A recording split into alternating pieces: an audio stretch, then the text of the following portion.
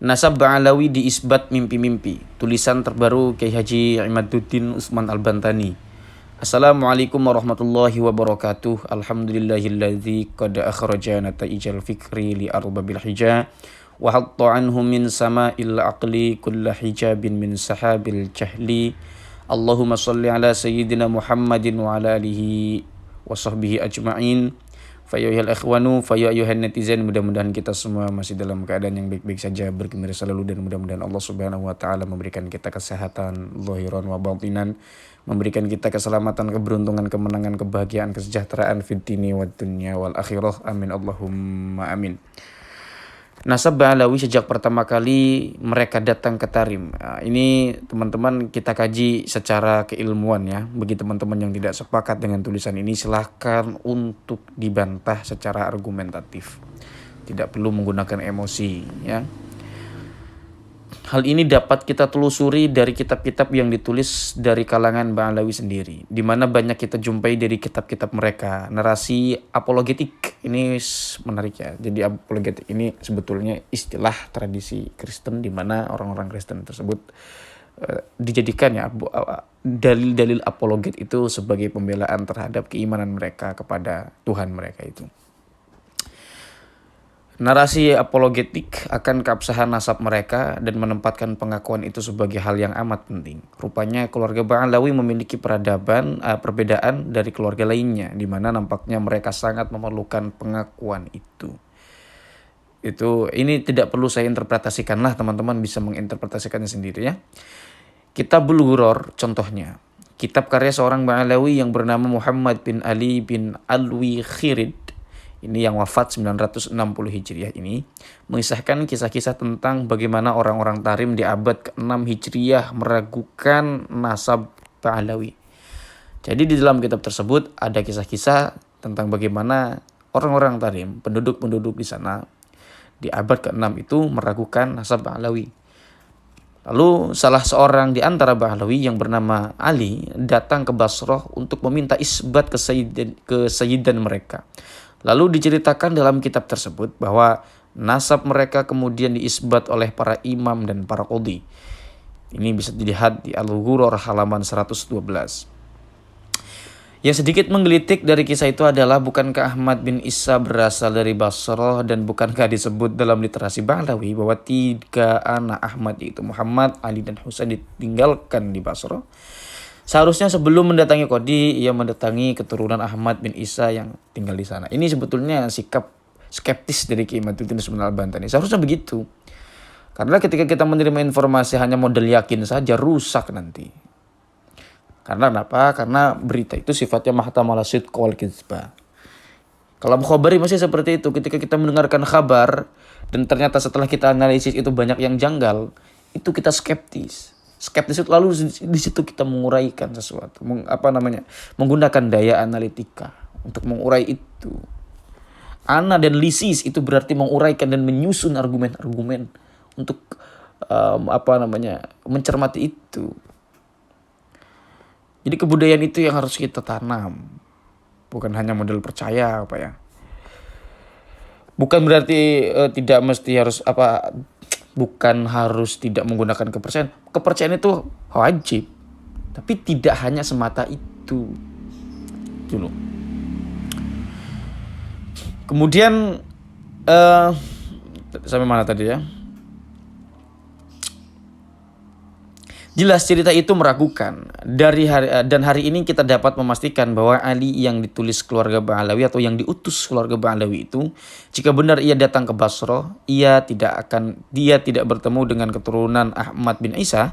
Karena jika ia bertemu keturunan Ahmad bin Isa, ia akan mendapatkan catatan-catatan banyak sekali tentang nama-nama keturunan Ahmad bin Isa yang hari itu di abad ke-6 mungkin sudah ratusan bahkan ribuan orang. Tetapi kenapa keluarga Ba'alawi sekarang hanya dapat menyebut keturunan Ahmad bin Isa yang tinggal di Basrah? Terbatas beberapa nama, tidak lebih dari 10 nama yang sudah populer terdapat di kitab-kitab nasab seperti Tahdzibul Ansab, Al-Majdi, dan Al-Muntaqilah. Dari sana kita dapat memahami bahwa nasab Ba'alawi sangat diragukan di abad 10 itu, yaitu ketika Muhammad Khirid menulis kitab Al-Ghurur itu. Atau minimal sangat diragukan mulai abad 9, di mana berita isbat ke Basrah itu diceritakan oleh Al-Jauharul Syafaf karya Al-Khatib yang wafat 855 Hijriah. Sebagaimana diketahui bahwa konstruksi atau bangunan susunan nasab Ba'alawi dibangun di abad 9 oleh usaha dua serangkai, yaitu Al-Khatib dan Ali As-Sakron. Namun penulis hanya menjadikan As-Sakron sebagai tokoh awal penyebut nama atau nasab Ba'alawi, dikarenakan kitab Al-Jauharus Syafaf sampai saat ini masih berupa manuskrip aneh dalam tanda petik di sini yang kalangan Ba'alawi sendiri sepertinya tidak berani mencetaknya. Penulis kira langkah dalam tidak mencetak Al-Jauharus Syafaf itu adalah bijaksana atau sudah menjadi sikap yang bijak ya. Karena kenapa? Efek dominannya akan beresiko terlalu deras terhadap konstruksi nasab Ba'alawi sendiri. Ini mungkin semacam satir dari Kemaduddin Usman Al-Bantani ya. Kenapa? Karena di sini penulis mengatakan atau penulis kira langkah tidak mencetak Al-Jauharus Syafaf itu bijak karena efek dominonya akan beresiko terlalu deras terhadap konstruksi nasab Ba'alawi sendiri. Di samping output dan resonansi positifnya tidak terlalu signifikan. Menggunakan kata resonansi artinya gema positifnya ya, efek daripada itu tidak akan terlalu signifikan. Mungkin jika diterbitkan manuskrip itu atau buku itu akan kontras sekali dengan Habib Ali As-Sakron, kemungkinan seperti itu, dan justru itu akan menambah pusing lagi untuk memahami silsilah atau konstruksi nasab Ba'alawi. Selain kisah isbat ke Basrah yang menggelitik itu, Al-Ghurur juga menyajikan kisah apologetik. Nah ini ada istilah apologetik juga, ini sebetulnya istilah yang sangat dekat sekali dengan hal-hal yang berbau mungkin bisa bisa dikatakan klinik begitu ya, karena ia sumbernya hanya dari model percaya saja. Itu apologetik memang istilah itu terkenal dalam tradisi Kristen. Menyajikan kisah apologetik nasab Ba'alawi berupa kisah-kisah mistik, mimpi dan khurafat, dongeng-dongeng yang tidak dapat dikonfirmasi ilmu pengetahuan. Nah ini yang sering saya kritik juga banyak sekali dari kalangan mereka itu. Yang bikin saya heran itu kenapa nggak cuma satu orang lah, tapi banyak sekali. Ada yang mengatakan satu Habib, katanya Habib si anu leluhur mereka itu sholat usia 7 tahun sudah menghatamkan Al-Quran dalam 1 rakaat usia 7 tahun. Kemudian berapa puluh tahun nggak tidur. Kemudian bisa memadamkan api neraka. Dan masih banyak lagi lah. Belum lagi yang mi'raj 70 kali ketemu Allah dalam satu hari, 70 kali mi'rajnya katanya. Walaupun di sini perlu dibatasi itu mi'raj dalam pengertian apa.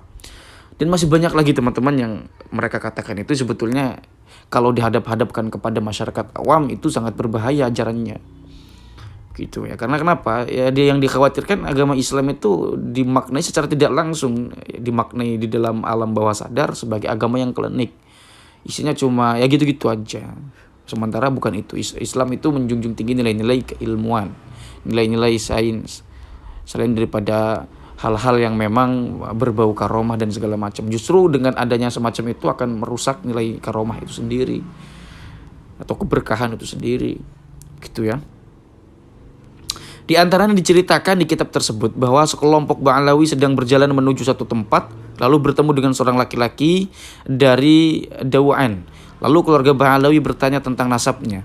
Lalu laki-laki itu berkata, "Aku semalam bermimpi bertemu Siti Fatimah Az-Zahra." Lalu ia berkata, "Besok engkau akan bertemu dengan 2 anakku." Ini lihat di kitab Al-Ghurur halaman 115. Dari cerita itu, pengarang kitab Al-Ghurur ingin mengatakan bahwa nasab Ba'alawi sah karena telah diisbat oleh Siti Fatimah di dalam mimpi seseorang. Yang menggelitik lagi, seseorang yang bermimpi itu tidak disebutkan siapa, juga tidak disebutkan keluarga Ba'alawi yang bertemu dengannya itu siapa. Di tempat lain disebutkan dalam Al-Ghurur bahwa ia menerima berita dari Syekh Abdullah bin Abdurrahman Fadl bin Hajj. Mungkin maksudnya Syekh Abdullah bin Abdurrahman Bafadol yang wafat di tahun 981 Hijriah, bahwa ia pernah bertemu dengan seorang Ba'alawi, lalu ia bersikap biasa-biasa saja ketika bersalaman, mungkin tidak mencium tangannya. Lalu malamnya ia bermimpi bertemu dengan Rasulullah memarahinya. Ini bisa dilihat juga di Al-Ghurur halaman 115. Kisah ini walau menyebut nama seseorang yang terkenal, namun tidak dapat dikonfirmasi oleh apapun akan kebenarannya. Ditambah penulis beberapa kali menemukan kedustaan dari riwayat ulama Ba'alawi ketika mengutip pendapat ulama-ulama besar dalam masalah nasab dan sejarah. Contohnya seperti ketika ulama Ba'alawi atau pendukungnya mengutip pendapat Ibnu Hajar al-Haytami tentang bahwa seorang syarif bodoh lebih mulia dari seorang kiai, katanya terdapat dalam kitab fatwanya, yaitu Ibnu Hajar al-Haytami tersebut. Ternyata setelah penulis teliti kitab tersebut tidak mendapatkan pendapat Al-Haytami atau Ibnu Hajar al-Haytami yang seperti disebutkan. Bahkan Ibnu Hajar al-Haytami berpendapat sebaliknya, bahwa seorang syarif, anak orang bodoh, tidak sekufu dengan seorang perempuan putri kiai. Ini bisa dilihat di Al-Fatwa Al-Kubro juz 4 ya, halaman 101. Demikian pula Syekh Yusuf An-Nabhani, ulama pro Ba'alawi, ya, mengutip pendapat As-Suyuti dalam kitab Khosais. Katanya As-Suyuti berkata bahwa siapapun dari makhluk Allah tidak sekufu dalam pernikahan dengan keluarga Nabi Muhammad SAW. Setelah penulis teliti dalam kitab Khosais, ternyata As-Suyuti tidak pernah menyatakan kalimat tersebut. Ini bisa dilihat di dalam kitabnya teman-teman ya. Baca kitab Al-Khosais karya As-Suyuti. Dalam kitab Al-Ghurur pula dikisahkan bahwa Syekh Abdullah bin Alwi bin Faqihil Muqaddam atau bin Faqih Muqaddam mendengar dari seorang ulama itu bermimpi bertemu Rasulullah SAW. Dalam mimpi itu Rasulullah berdiri di tempat yang tinggi lalu berkata kepada penduduk kampung, mungkin maksudnya Tarim, "Hai ahli kampung ini, bahwa di antara kalian ada titipan, yaitu keluarga Ba'alawi. Siapa yang membencinya maka ia akan membenciku. Siapa yang membuatnya senang maka ia membuatku senang." Ini bisa dilihat di Al-Ghurur halaman 108. Sekilas kisah itu